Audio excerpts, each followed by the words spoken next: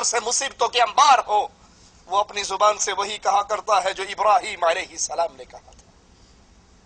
قوم دشمن ہے، باپ دشمن ہے، بادشاہ دشمن ہے، عوام دشمن ہے، آگ کی طرف پھینکا جا رہا ہے، گر رہے ہیں، آگ کی طرف آ رہے ہیں، جبرائیل آتے ہیں، سوال کرتے ہیں، اے اللہ کے خلیل، اجازت ہو، کوئی حکم ہو، کوئی خدمت ہو۔ یہ بارش کا فرشتہ بھی ہے، ابھی بارش برسا کے اس آگ کو بجھا دیں گے، اس کو ٹھنڈا کر دیں گے۔ ابراہیم اگر کوئی حاجت ہے تو میں آپ سے پوچھ رہا ہوں۔ جواب میں سیدنا ابراہیم کہتے ہیں، جبرائیل حاجت تو ہے پر تجھ سے نہیں ہے، تیرے رب سے ہے۔ جبرائیل تیرا رب جس کے لیے، جس کی توحید کی آواز کو بلند کرنے کے جرم میں آگ کی طرف پھینکا جا رہا ہوں، میرا حال وہ تجھ سے بہتر جانتا ہے۔ حسبنا اللہ، مجھے اللہ کافی ہے، ونعم الوکیل، اور وہ بہت اچھا کارساز ہے۔ فانقلبوا بنعمت من اللہ وفضل لم یمسسہم سوء واتبعوا رضوان اللہ واللہ ذو فضل عظیم۔ اللہ کی نعمت کے ساتھ، فضل کے ساتھ یہ لوٹے، انہیں کوئی برائی نہ پہنچی، انہوں نے اللہ کی رضامندی کی پیروی کی۔ اللہ بڑے فضل والا ہے۔ جب اہل ایمان، اہل توحید اللہ کے لیے قربانی دیتے ہیں، اللہ کی توحید کو سمجھ کر، پھر اہل شرک کے سامنے سیسا پلائی ہوئی دیوار بن جاتے ہیں، تو اللہ ایسے لوگوں کے نہ اجر کو ضائع کرتا ہے نہ ان کو ضائع کرتا ہے۔ صحیح بخاری میں ہے، رسول کریم صلی اللہ علیہ وسلم نے فرمایا، اگر جنت کی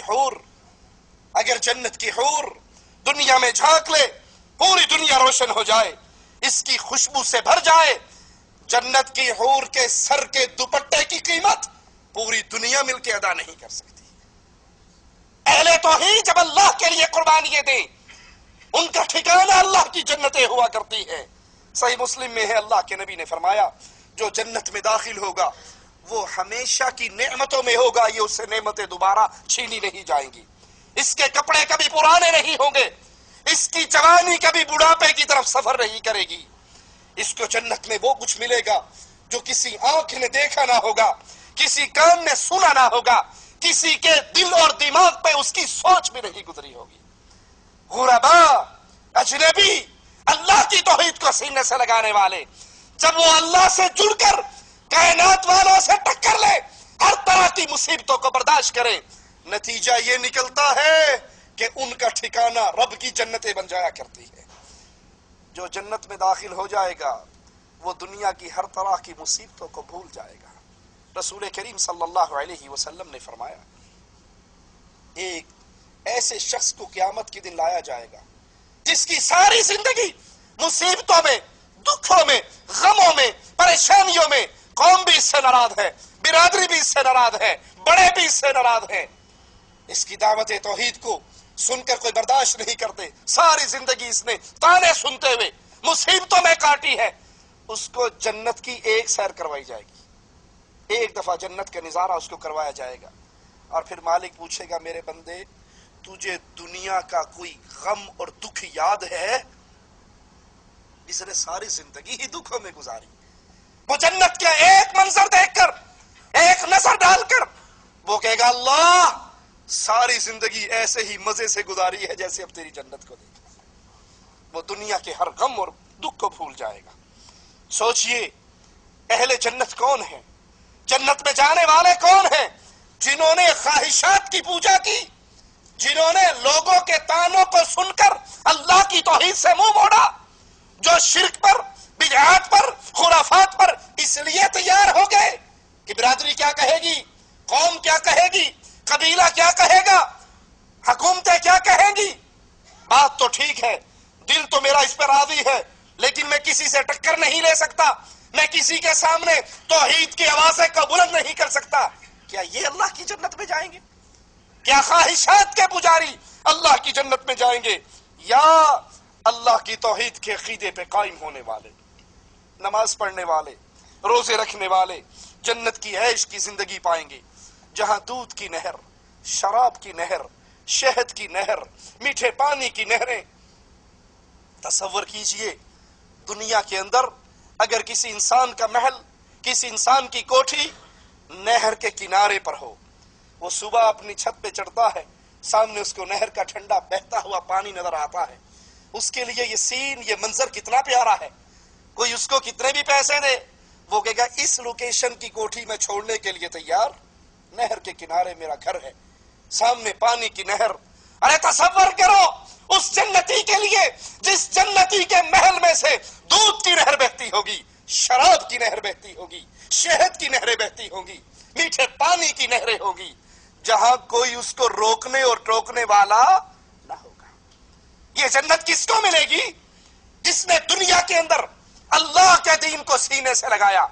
कोई नाराज होता है तो हो जाए, मां नाराज होती है हो जाए, बाप नाराज होता है हो जाए, कौम और बिरादरी नाराज होती है हो जाए, जब उसको पता लग जाए ये हुक्म मोहम्मद है अलैहिस्सलातु वस्सलाम, वो सारी कायनात से टक्कर ले लेता है, मोहम्मद से बेवफाई नहीं करता सल्लल्लाहु अलैहि वसल्लम। मेरे नबी का नाम आए तो प्यार से कहा करें सल्लल्लाहु अलैहि। आप एक मर्तबा कहोगे अर्श वाला आप पर 10 रहमतों का नज़ूल फरमा देगा। कैसी प्यारी जिंदगी अहले ईमान की रब की जन्नत में, इतनी नेमतों के अंदर। और फिर उससे बड़ी नेमत की तरफ सुनिए कि अल्लाह अपने बंदे से मुखातिब होकर पूछेगा, ए फुला क्या तू अपने रब पर राजी है? वो कहेगा अल्लाह मैं तुझ पे क्यों नाराजी हूं, तूने मेरे चेहरे को जहन्नम की आग से बचाया, तूने मुझे जन्नत में दाखिल किया, जो मैंने उम्मीद की वो तूने मुझे अता की, जिससे मैं डरता रहा तू मुझे उससे बचाता रहा। मालिक फरमाएगा मेरे बंदे आ तुझे इन सारी नेमतों में सबसे बड़ी नेमत अता करूं। बंदा हैरान होगा, जन्नती हैरान होगा, जन्नत की हूरें मेरे सरहाने पे सोने हीरे जवाहरात की मसहरियों पर बैठा हुआ, ना सूरज की गर्मी है ना रात के अंधेरे हैं, प्यारा मीठा मौसम है, दूध और नहर, शराब की नहरें और दूध की नहरें हैं, इतनी लज्जतों में इतनी नेमतों में हूं। और मालिक का फरमान इन सारी नेमतों में बढ़कर सबसे बड़ी नेमत तुझे अता की जाए। वो सोचेगा इन नेमतों से बढ़कर नेमत क्या होगी? मालिक अपने चेहरे का दीदार करवा देगा। अहले जन्नत अपनी जन्नत की हूरों को भूल जाएंगे, जन्नत की नेमतों को भूल जाएंगे, जन्नत के खानों को भूल जाएंगे, जन्नत के आराम को भूल जाएंगे।